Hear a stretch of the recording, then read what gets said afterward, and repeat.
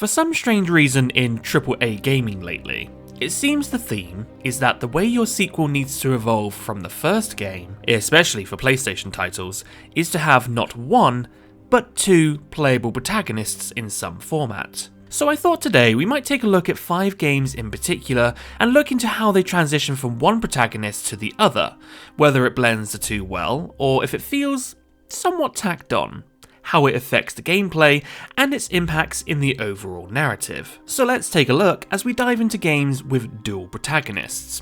I will obviously be spoiling all of these games, and in some cases their prequel counterpart, so if you haven't played any of them, please feel free to use the chapter selection on this video to skip a game. Or spoil yourself, makes no difference to me.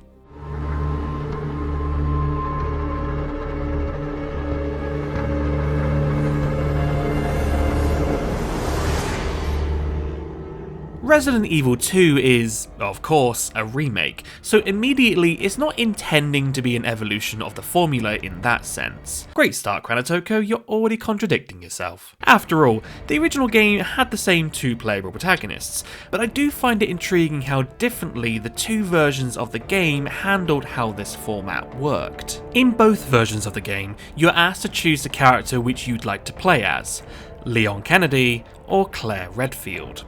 The choice will then determine what is your playthrough A and which is your playthrough B, with B starting a little bit later into the action. Whilst the overall narrative regarding Umbrella remains constant throughout, Leon's story is about finding a cure and his situationship with Ada Wong, whilst Claire's story involves looking after a little girl at the heart of Umbrella activities and protecting her from harm.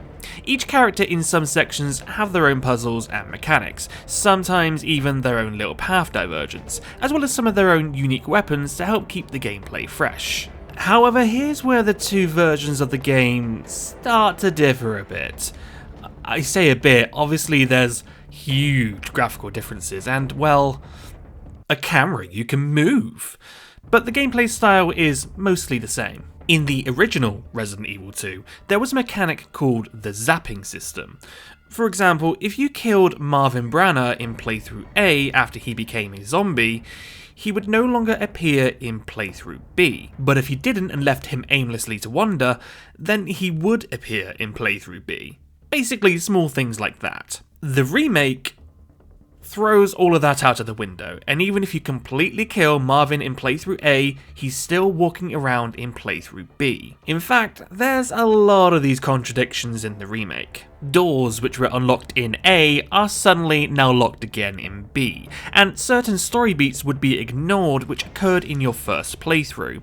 For example, if you play as Claire in playthrough A, Birkin straight up kills the Mr. X tyrant, and yet somehow in playthrough B with Leon, here he is, stalking Leon up until the very end. If playthrough A and B were canonically side by side, it wouldn't make sense. Heck, even in some areas, they build it up as if it could potentially be one timeline, with characters only able to go into certain areas.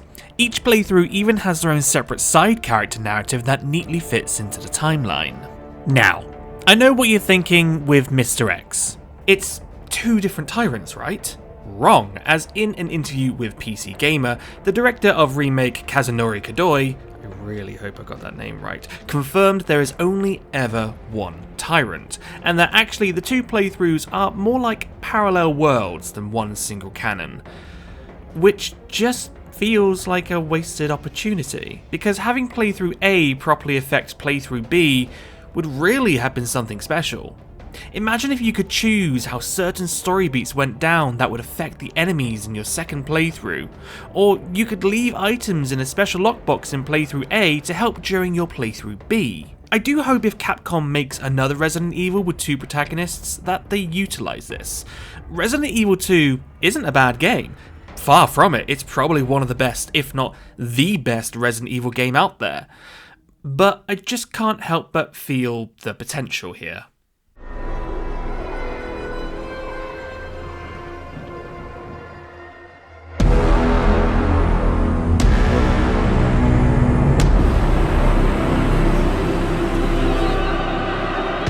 Come on, You knew I was going to talk about Alan Wake. It's not like I've done reviews, a walkthrough, and a documentary on it. I had to find one more way to talk about it. A sequel to its 13-year-old sibling, which left Alan trapped in the dark place. Players were desperate to know how our man was faring, and so Alan Wake 2 had to come in and hold no punches.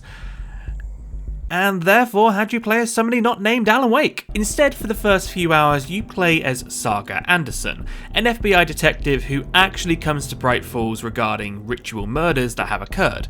But the more she investigates, the more Alan Wake's name crops up.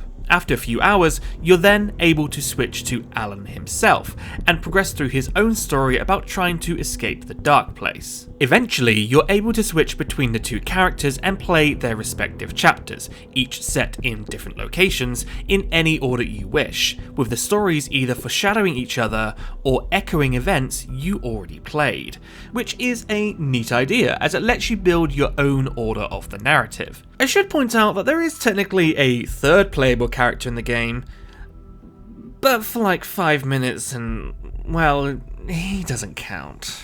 Despite the overall theme and gameplay being the same across both playthroughs, the two do still have their own unique mechanics, with each of them being very nicely shaped for their respective character. On Saga's side, she has a case board, which she uses to investigate the goings on around the area, as well as how Alan Wake himself fits into the story, whilst Alan has his writer's room, which allows him to change the environment based on plot points he discovers in the dark place. There are other mechanics that each protagonist has, but I love Alan Wake 2, don't get me wrong, but the upgrading proportions of the game, it's not that exciting. Firstly, Saga can find lunchboxes which give her manuscript fragments, and she can use that to get upgrades that barely make a dent in the gameplay. For Alan, he can find words of power, which again, aren't exactly riveting. On the narrative side though, Saga can find manuscript pages, just like Alan did in the first game, which both foresee events as well as give extra context to other characters. Meanwhile, Alan can find echoes, which has everybody's favourite gruff and drug-addicted detective, coffee is a drug, and his name is Alex Casey. Whew. Almost had a rockstar knock on my door then. In the Echoes, Casey is essentially detailing his findings into a separate cult investigation in the early 2010s in New York. We're nearing the end of the Alan Wake 2 block, and there's one thing I've forgotten about that each character has in their own campaigns. What, oh what, could they be? Oh yeah!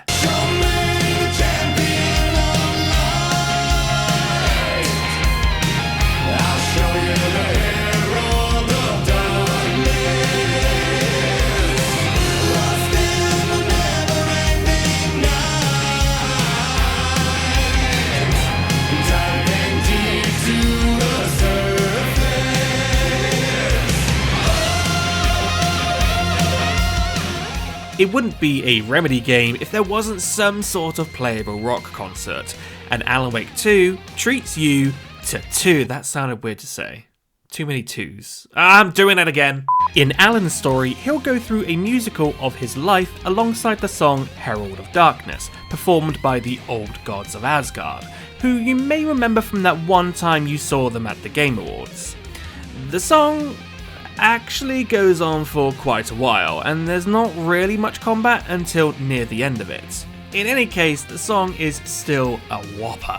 Meanwhile, on Saga's side, it's full-on combat. You've basically got to give it everything you've got here while she fights Taken against the banger of a song named Dark Ocean Summoning. Come save your soul, awake new and whole, by name I will summon hell. From silence to screams, from the city of dreams, it's a dark ocean summoning. I fucking love Remedy.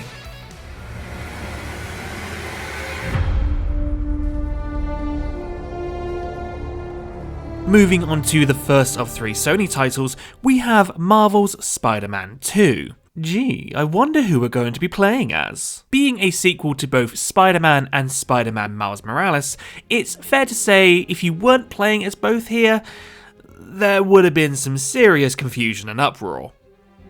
Also, I guess yes, I kind of cheated with this one, as technically there's 3 protagonists, but we don't talk about the MJ levels. And so I'm not going to, so let's move on. Playing as both Peter Parker and Miles Morales, the game actually starts with you switching back and forth between the 2 Spider-Men during a battle with Sandman, to help showcase the features and functionalities of the game you're about to play, especially when they both have unique abilities the other does not have. Peter's powers involve the standard sticky webbing as well as his venom powers later on, whilst Miles is more electric based and ethereal. You're essentially getting a lot of the same powers from their respective games, just with more upgrades. Despite this, even though the 2 do have their own power trees, they also share a separate tree where unlocking abilities here unlocks them for both. After a certain amount of progress has been made with each Spider-Gent, you're then able to freely switch between them. Each Spider-Chap has their own personal lives, with Peter trying to focus on his new job at Oscorp and his relationship with MJ, alongside the responsibility of saving the city, whilst Miles is trying to be a better hero and the risks this may impose on him. You'll get to play as them in both their Spider outfits and across their personal lives, with both clashing once in a while. The main story is told in a linear fashion though, where main missions can only be played by a specific Spider Bro in the order the game wants you to. It does a really good job of keeping the protagonist's big story beats separate for a while in order to allow the characters to breathe, and for the player to learn more about them. And then finding unique and interesting ways to have them collide in a big old pile of destruction. No, seriously, look at this mess, who's gonna clean all this up? Either one of the Spider Guys can do the majority of the side content, such as the app requests, though only specific Spider Dudes can do certain missions. However, both do have their own unique side stories and mechanics that only they can complete. As an example, only Peter can do the gene sequencing puzzles where he's trying to find the right formula, whilst only Miles can complete the Mysterio trials. I think one of the things I found coolest is when you're in random street brawls, and once in a while the other Spider Lad can come and help fight the battles with you. But then random street brawls kinda got a bit boring, so I stopped doing most of those. Of course, with 2 Spider Blokes come their own customization content.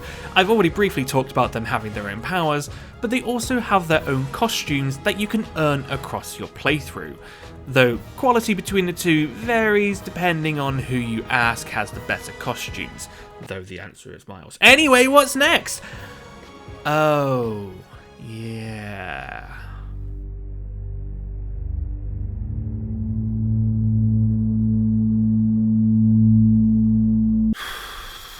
I'm gonna have to be very careful with this one. The Last of Us isn't a stranger to having 2 protagonists. After all, in the first game, whilst you mostly played as Joel, there were a few snippets where you played as Ellie, and in fact, a whole DLC had you exclusively playing as her. Naturally then, for The Last of Us Part 2, and for Sony sequels after 2020 apparently, the game had to evolve to 2 playable protagonists full time.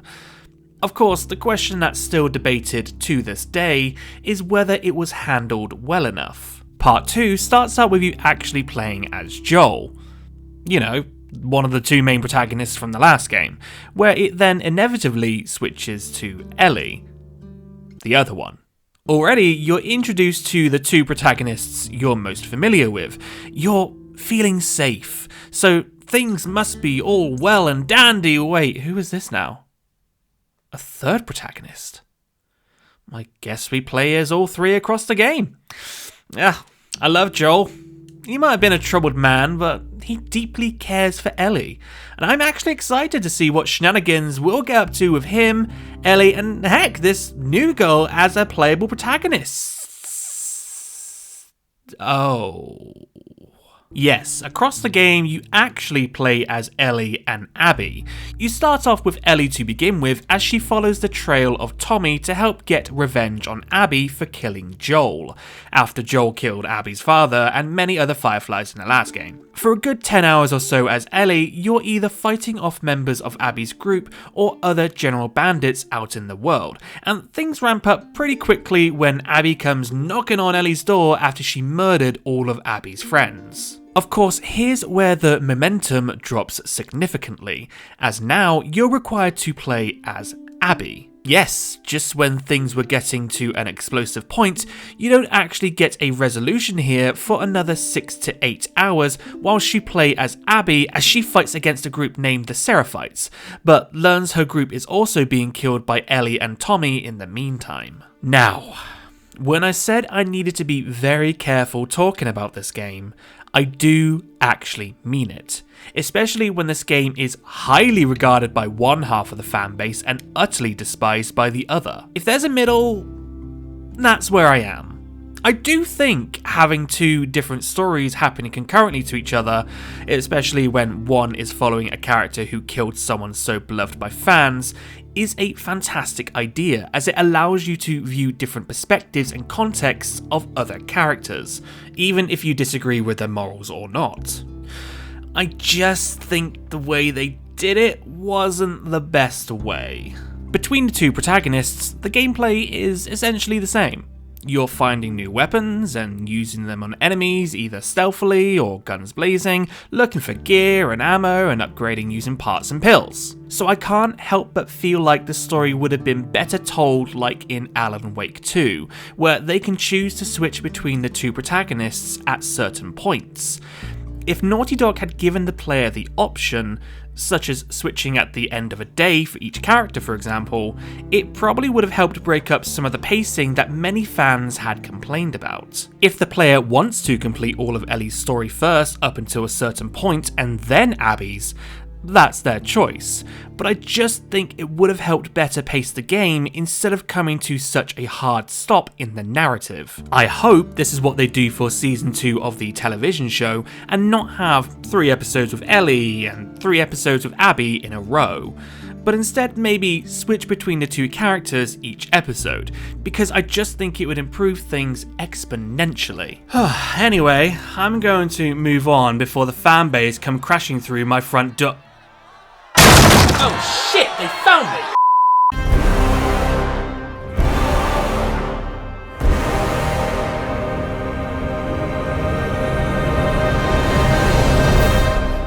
Moving on to our third and final Sony sequel, we have God of War Ragnarok. In the first game, whilst the journey followed Kratos, the God of War, and his son Atreus, you only ever played as Kratos, as it introduced you to a different world of Norse gods. For a good portion of the game, you would use Kratos' Leviathan axe, where it eventually brought back the staple weapons of the original games, the Blades of Chaos. Now Kratos does get a new weapon, though it's not until way later in the game, so it seems their main direction here was to have Atreus also be playable in sections of the sequel and build a new type of gameplay style for the franchise. Atreus uses his bow and arrows to fight with, and for the most part, it works, as the fighting style comes across as both familiar yet different. At the same time, each protagonist is generally paired up with someone to fight with. What began as a father-son duo soon splits off, and they're partnered up with others. Throughout the game, Kratos ends up fighting alongside Freya and Brock, and Atreus with Sindri and Angrboda. Hi. Editing Kranitoko here. I can't believe I somehow forgot about Thrud, this cute little sword named Ingrid, and sort of but not really Thor. Don't blame me for forgetting, I'm old. I'm 31. Which, in hindsight, isn't really that old, but for a gamer that's ancient. Anyway, back to the video. And each partner character would have their own bag of tricks to fight with. Whilst both characters are following the same outline for their journey in regards to prophecy and finding out who they are, Kratos' sub-story is about coming to terms with his own morality and fate, whilst Atreus is about trying to find a way to change fate. Because of this, the characters find themselves separated from each other in different scenarios, meaning once in a while you switch characters. Like 2018's God of War, it plays the game as if the camera is one single shot, which was one of its most impressive designs. And if characters are in two different places in the sequel, how are you going to transition between the two? Rather awkwardly, I'd say. To the game's credit, I don't think it's the developers' fault at all. They had a vision in mind when they wanted to have two different perspectives in the story they were telling. But But I think it's the idea that the player knows that the two protagonists aren't in the same room, and so when the game transitions via an object or a bit of scenery, it feels like we've just cut to a new scene rather than having it flow naturally as was the intention. Now, despite the fact you play as both Kratos and Atreus, Atreus' sections of the story are essentially linear, whereas you can only explore the world more openly as Kratos. I'm sure some people would have liked to explore the world more fully as Atreus, but I can understand why the developers didn't allow for it, since they would have had to come up with more dialogue to fill the dead air between scenarios, or different voice lines for the side content with Atreus and his companions. Well, that, and it probably wouldn't suit the sense of urgency Atreus has in his storyline in order to save his father's life. All in all, I'd be curious to see where they go in the next one. Whilst having two protagonists is fine, I worry having three playable protagonists may muddy the waters if that's the route they go down. But hey, happy to be proven wrong. I think getting to play as two characters in the same game is an interesting shift overall to your franchise, because it just helps bring a bit more perspective to the characters and to essentially see two sides of the same coin. In some areas it can help increase your game's runtime, or perhaps there was some conflict of ideas during development and instead of choosing one or the other, they decided to include both.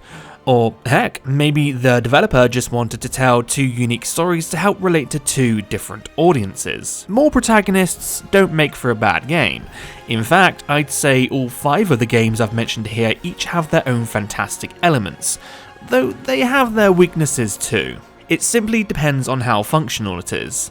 The only question developers really need to ask themselves is if it will overcomplicate the mechanics. Fortunately, the mechanics in these games were generally the same between protagonists, but just how far could a developer take the concept? And therefore, I hope we see more types of these games. Final question regarding Sony specifically though. What's the next franchise to get the dual protagonist treatment? Because you just know another one's coming. My money's on Ghost of Tsushima 2. I'm calling it!